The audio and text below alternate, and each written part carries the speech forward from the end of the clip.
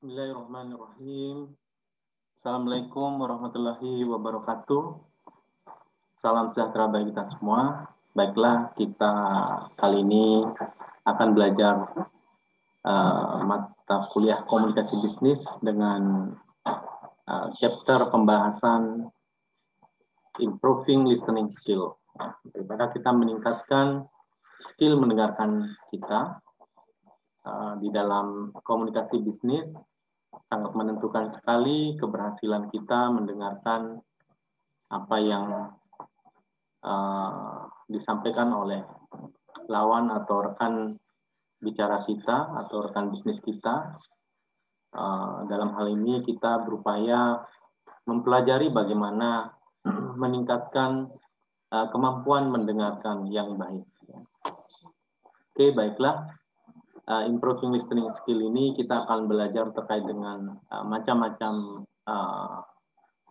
mendengarkan tipe dari of listening, ya, bagaimana ada 4 macam di model listening, ya, dalam hal ini tipenya. Dan yang kedua, bagaimana listening proses terjadi, sehingga kita harus melewati beberapa tahap yang harus kita lewati untuk agar supaya proses itu bisa berdampak pada keberhasilan kita mendengarkan dari suatu pesan lawan atau rekan bicara atau rekan bisnis kita pada saat kita berdiskusi dan sebagainya.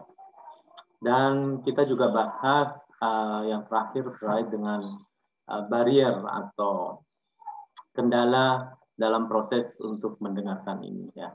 Ada beberapa kendala effective listening tidak berhasil, itu sekitar ada 6 barrier yang akan kita bahas. Kenapa itu menjadi kendala? Oke, baiklah, kita masuk ke yang pertama, yaitu adalah tipe dari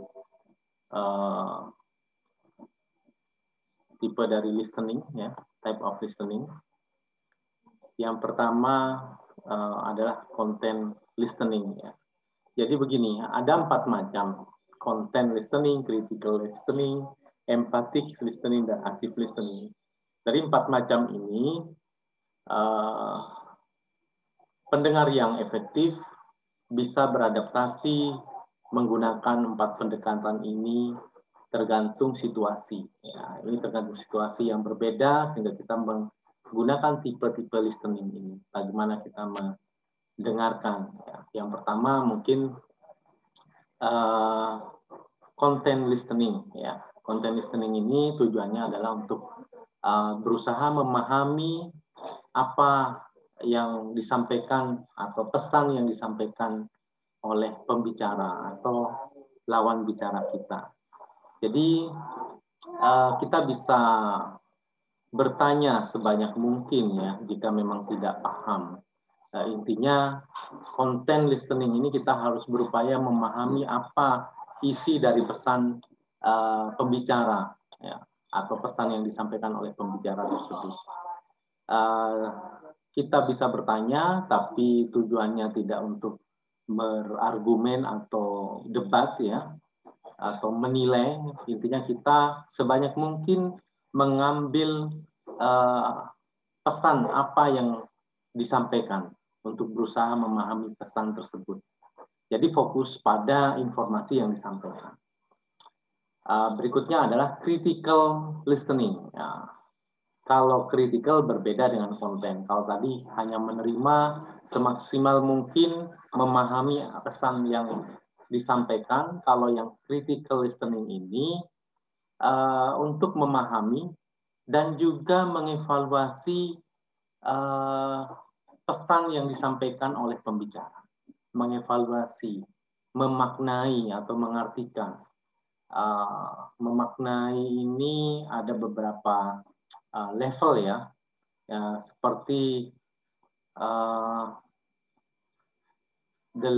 logika berpikir, maksudnya argumennya apakah kritikalnya mungkin dari logical thinking, apakah argumen yang disampaikan itu sesuai dengan pesan yang disampaikan, beralasan, reasoningnya kupas, dan mungkin the strength dalam hal ini kekuatan dari bukti apa yang disampaikan.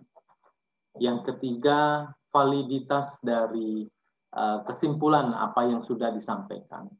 Jadi mungkin kita fokus mengkritisi dalam hal ini pesan yang disampaikan. Ada beberapa level. Yang pertama, logis atau tidak pesan yang disampaikan. Apakah cukup beralasan, reasoningnya cukup kuat, masuk akal gitu. Dan yang kedua, tingkat kekuatan dari pesan yang disampaikan dilengkapi dengan bukti, apa buktinya, evidence-nya apa. Dan tingkat yang ketiga terkait dengan validitas pengambilan kesimpulan.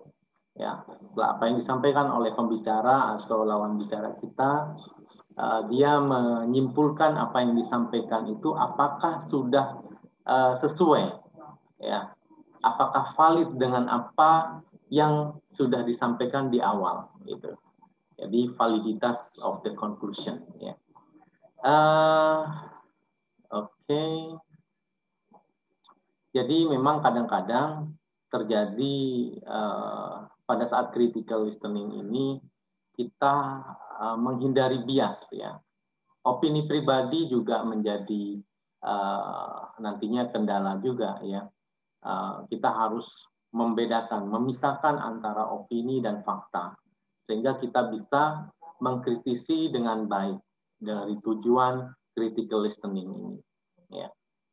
Dan berikutnya terkait dengan tipe listening yang ketiga, yaitu adalah the goal empathic listening, mendengarkan secara empati. Tujuan mendengarkan empatis ini adalah untuk memahami perasaan, keinginan, kebutuhan dari pembicara atau lawan bicara kita. Jadi kita harus mengapresiasi apapun yang disampaikan oleh pembicara. Jadi posisinya saat ini kita mendengarkan orang yang ingin curhat, itu salah satu contohnya.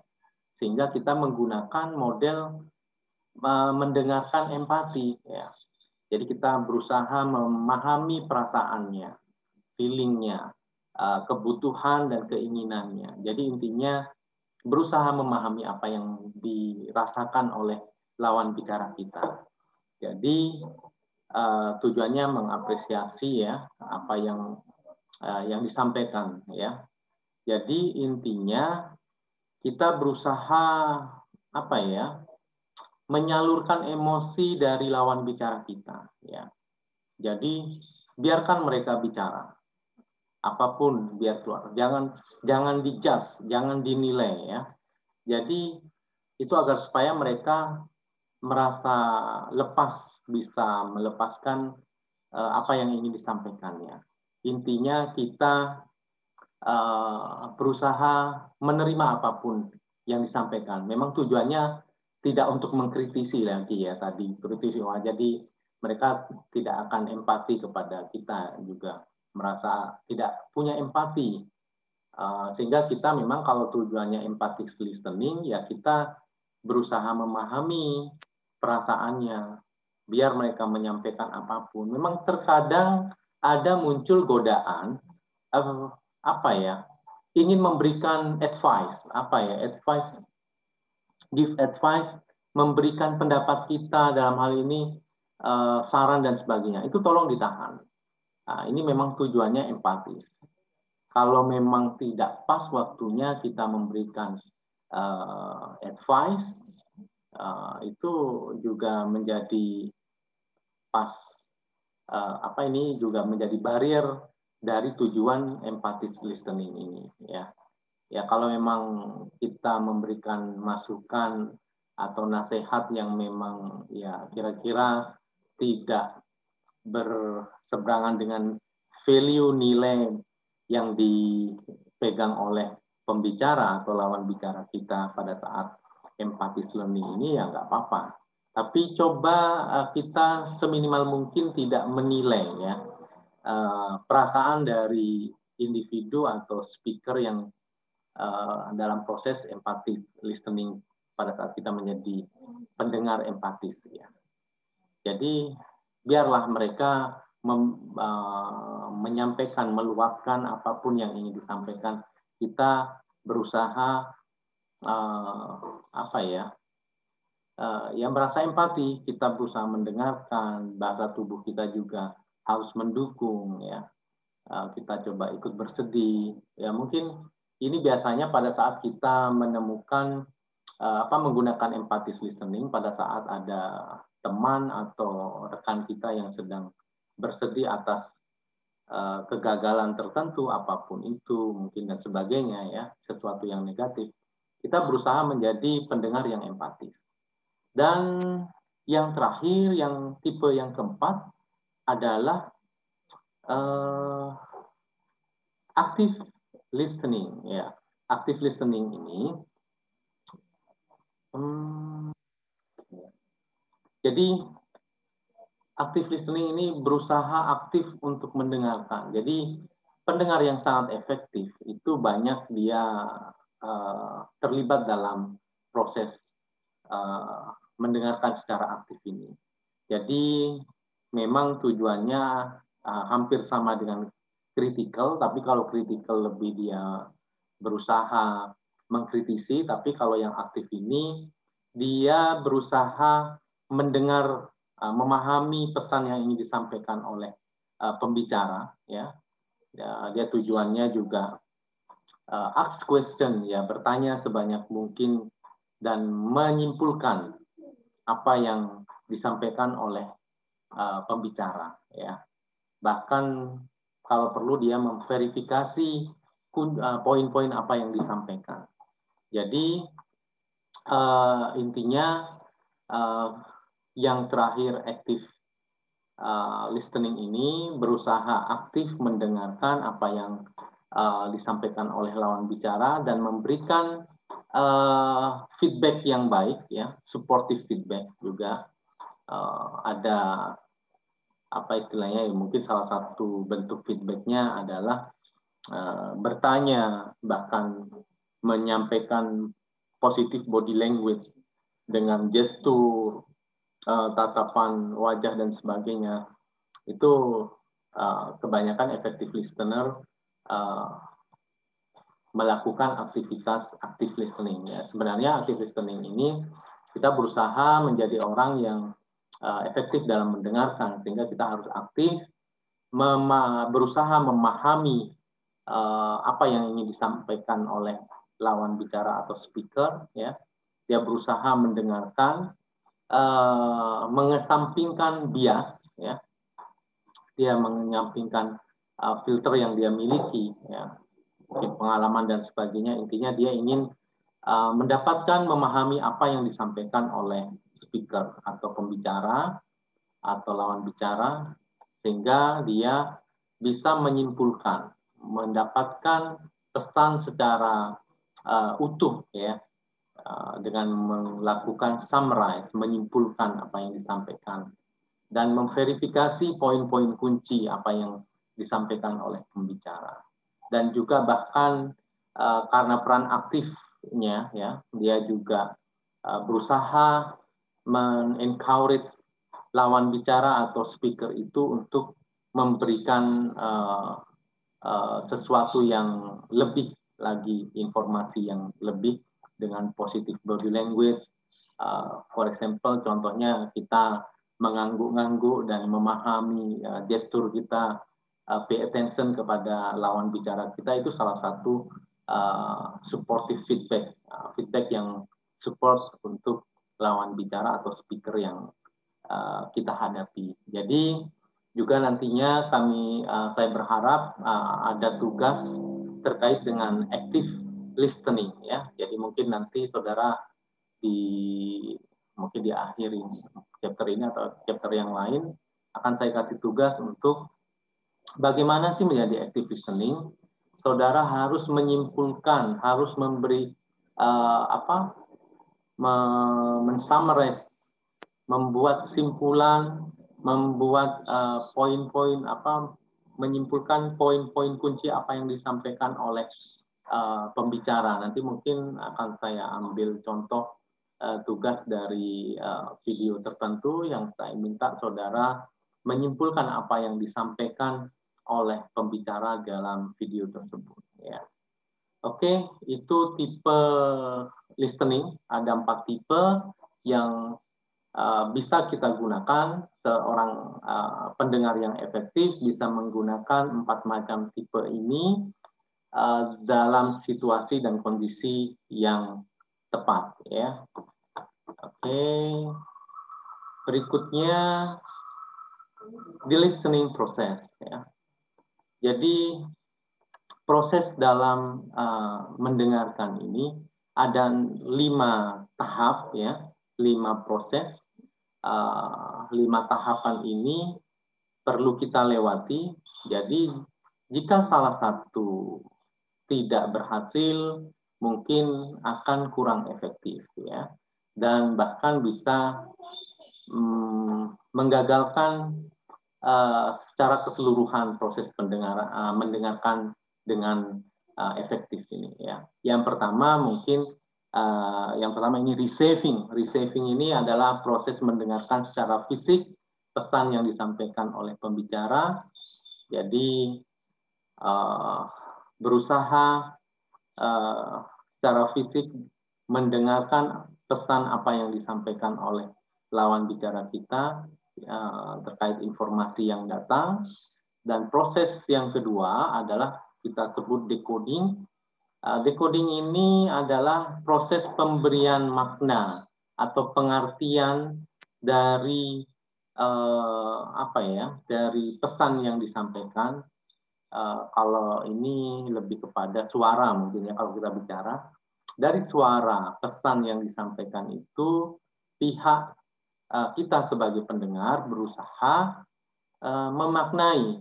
Kalau yang tadi receiving information awal, ya, secara fisik kita mendengar, dan proses pengertian ini dalam ranah kognitif individu, dia akan berusaha memahami pesan yang disampaikan tadi berdasarkan biasanya nilai-nilai yang dianut, nilai-nilai yang dimiliki oleh individu, ya, belief, keyakinan. Keyakinan dan value ini hampir sama, ya. Keyakinan apa yang disampaikan oleh pembicara, ide-ide yang dia miliki, ekspektasi, harapan yang dimiliki oleh kita sebagai pendengar. Jadi, dan juga yang terakhir histori pengalaman yang pernah kita miliki. Jadi kita berusaha mengartikan pesan yang disampaikan, pesan yang diterima, receiving tadi, kita artikan. Mungkin kalau dalam hal ini berdasarkan value, pengalaman, harapan, dan sebagainya, itu kita memahami, oh kalau ada bunyi, katakanlah, mohon maaf, ada bunyi sirine, itu identik dengan mobil pemadam kebakaran. Nah, itu kita langsung memahami, oh ini ada kebakaran. Nah, ini salah satu proses dalam hal ini pengalaman, ya. Berdasarkan pengalaman kita bisa mengartikan bahwa ada kebakaran dengan simbol sirine tersebut. Dan sama halnya, apa yang disampaikan, kita memahami apa yang diinginkan oleh pembicara, pesan yang disampaikan kepada kita mengartikan. Oke, berikutnya adalah mengingat, remembering. Nah, ini kalau setelah kita mengartikan, kita juga ada proses mengingat. Jadi menyimpan pesan tadi, ya, ke dalam ranah kognitif kita untuk referensi yang akan datang, yang juga digunakan pada saat proses decoding tadi. Kita mengambil atau memanggil pengalaman yang sudah kita simpan di referensi kita. Oh, kalau cloneng berarti ini, ya, cloneng atau sirine pasti ada ini gitu ya. Jadi kita memahami. Kalau orang contohnya mungkin apa ya?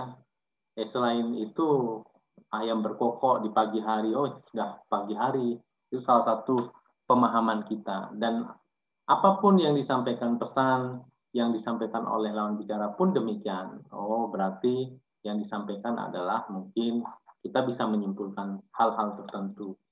Oh orang ini berarti sekarang lagi butuh ide nih, atau butuh uang dan sebagainya. Kita bisa memanggil sesuatu yang kita simpan pada saat proses remembering itu dalam proses decoding. Oke, setelah decoding kita remembering ulang, kita simpan pesan tersebut untuk referensi yang akan datang. Dan tahapan berikutnya, selain kita proses menyimpan apa yang disampaikan atau pesan-pesan yang disampaikan tadi, kita juga mengevaluasi kualitas dari informasi itu. Evaluasi ini dalam ranah critical, aktif ya, atau ya memang lebih tingkatan yang lebih tinggi adalah yang critical listening tadi ya, dia mengevaluasi apa benar nih pesan yang disampaikan ya, kualitasnya seperti apa, konsisten tidak dengan valid tidak dengan apa yang disampaikan di awal, conclusion-nya ya, ini hampir sama ya. Kita mengevaluasi proses dari listening itu, yang tahapan yang keempat adalah kita mengevaluasi pesan yang disampaikan ya, atau pesan yang sudah kita terima ya. Dan yang terakhir kita harus merespon ya, respon atas pesan yang disampaikan berdasarkan situasi dan kondisi dan sifat dari informasi tersebut ya. Ya contohnya tadi kita harus menyesuaikan dalam hal kondisi empatif listening, kita butuhkan pada saat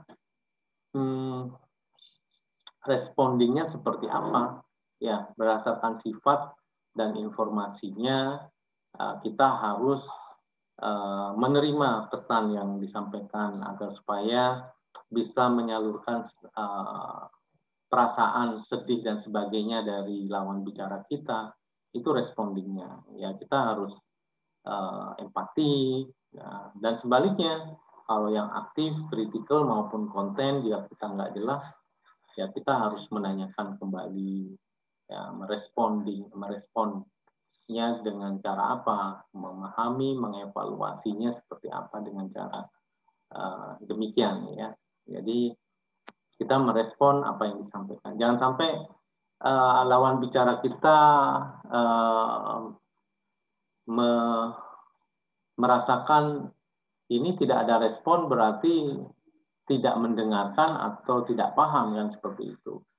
Ini juga sebagai efektif speaker nantinya juga kita apakah mereka diam itu berarti memahami atau tidak paham sama sekali. Ya, itu juga menjadi pertimbangan. Jadi dalam the listening process ini memang salah satu mungkin terlewati tahapan ini memang akan membuat proses mendengarkan kurang efektif. Ya, bahkan bisa jadi gagal secara keseluruhan ya. Oke.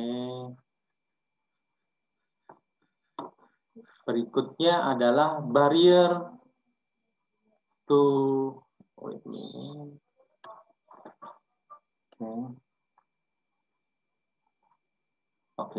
barrier to listening. Ya, ini ada barrier untuk mendengarkan ya. Beberapa atau 6 barrier untuk proses mendengarkan secara efektif. Jadi pendengar yang baik mencari barrier potensi penghalang, atau ya barrier ini penghalang dalam proses mendengarkan ya. Contohnya mungkin berusaha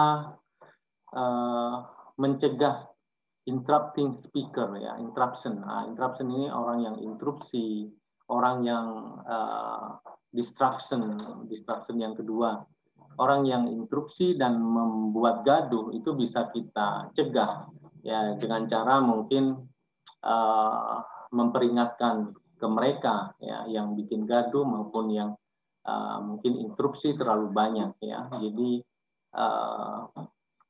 agar supaya kita tidak mengganggu perhatian kita terhadap pembicara, kadang-kadang terjadi barrier to listening di samping-samping kita, teman-teman kita atau rekan kita yang ada di ruangan tersebut membuat gaduh, distraction, suara-suara yang tidak baik atau mengganggu proses listening, dan juga ada teman yang mungkin terlalu banyak interupsi yang seringkali berulang, yang kurang dalam hal ini mungkin akan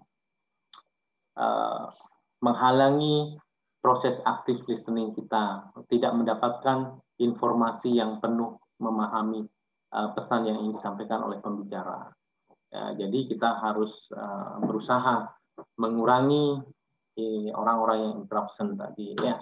Terus yang ketiga, selective listening. Ya. Selective listening ini juga akan menjadi gagalnya proses mendengarkan atau mendengarkan pesan atau memahami pesan. Karena kenapa? Biasanya banyak orang, ya ini mungkin kalau kita ketika kita mengembara pikiran kita, seringkali kita itu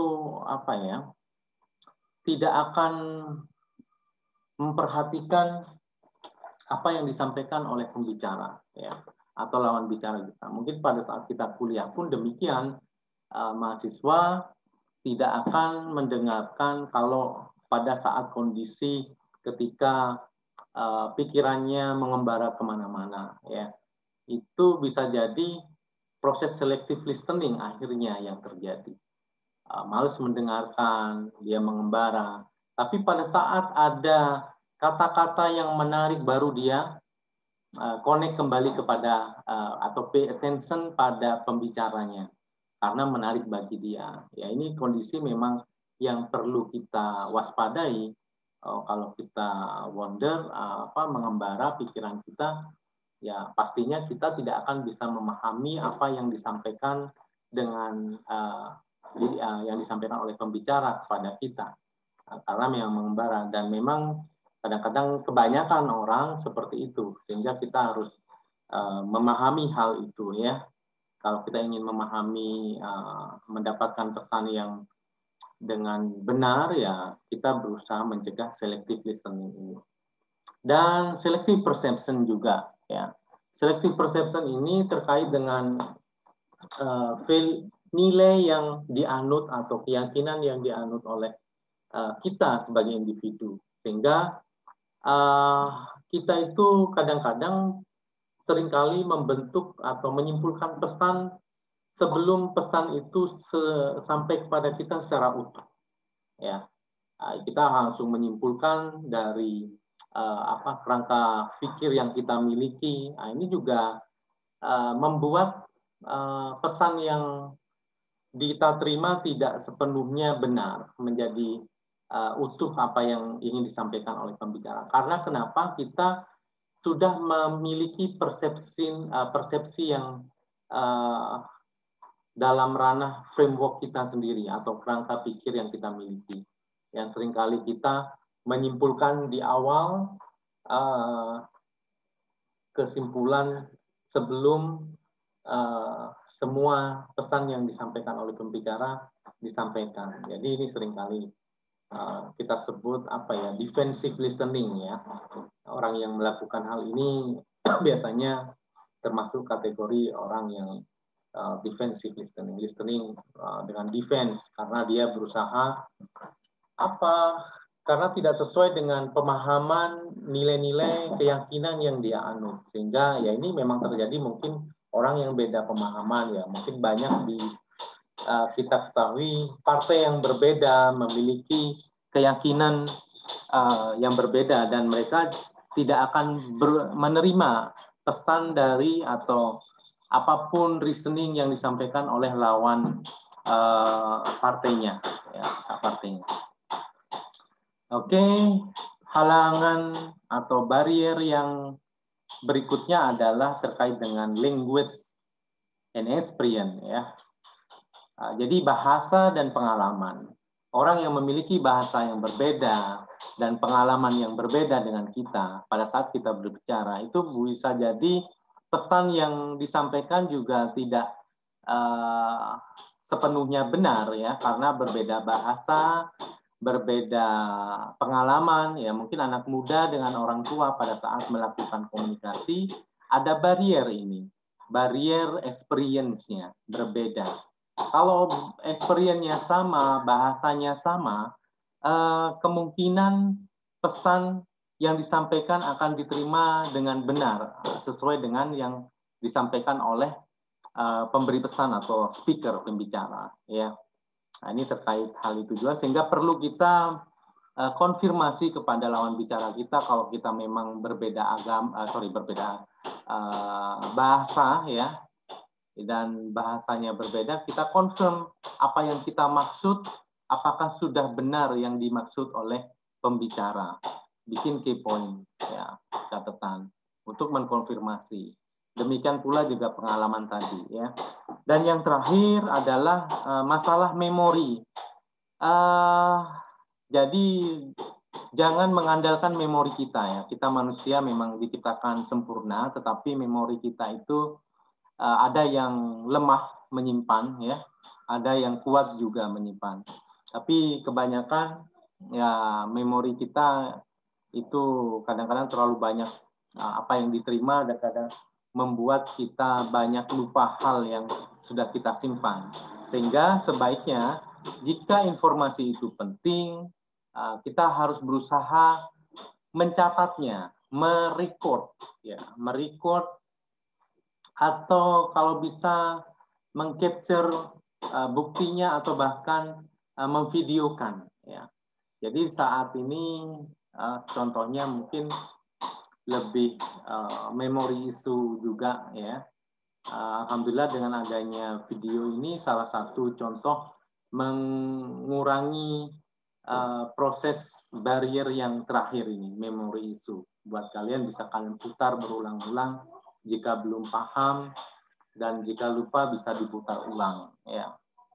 Oke, baiklah dari saya terkait dengan chapter improving listening skill, bagaimana kita meningkatkan skill kita